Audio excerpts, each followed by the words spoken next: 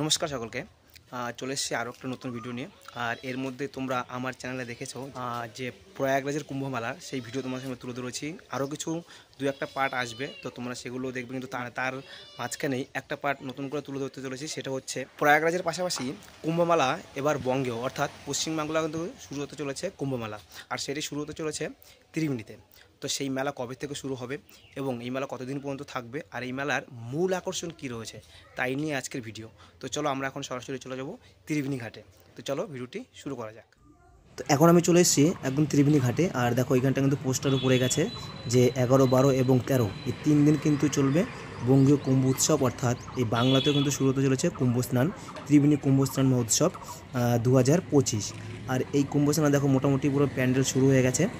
আর এই যে তার আপডেট দিতে তোমাদের সামনে চলে এসেছে যে মোটামুটি প্রস্তুতি পর্ব কী কী রয়েছে তারই সেই পর্ব তোমাদের সামনে তুলে ধরতে এসেছি। তো মোটামুটি দেখছি কাজবাজ শুরুই হয়ে গেছে ত্রিবেণীতে। এই কুম্ভ স্নান কিন্তু এর আগে অর্থাৎ 2022-এও কিন্তু হয়েছিল, তখন আমি ভিডিও তুলে ধরেছিলাম।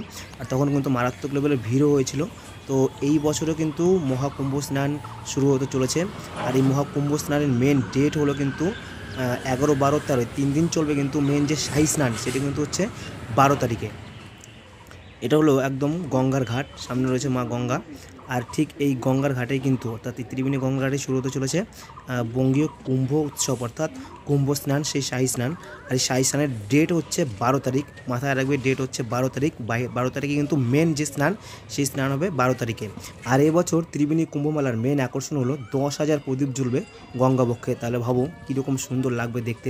তো এখন দেখানোর মতন এখানটা তেমন কিছু নেই, তো মোটামুটি শুধুমাত্র কাজবাজ চলছে। তো যারা প্রয়াগরাজে কুম্ভমেলা যেতে পারোনি তারা কিন্তু বঙ্গীয় কুম্ভ উৎসব অর্থাৎ ত্রিবেণী কুম্ভ স্নানে এসে সেই শাহী স্নান করতে পারো। আর সেই শাহী স্নানের ডেট হলো 12 তারিখ।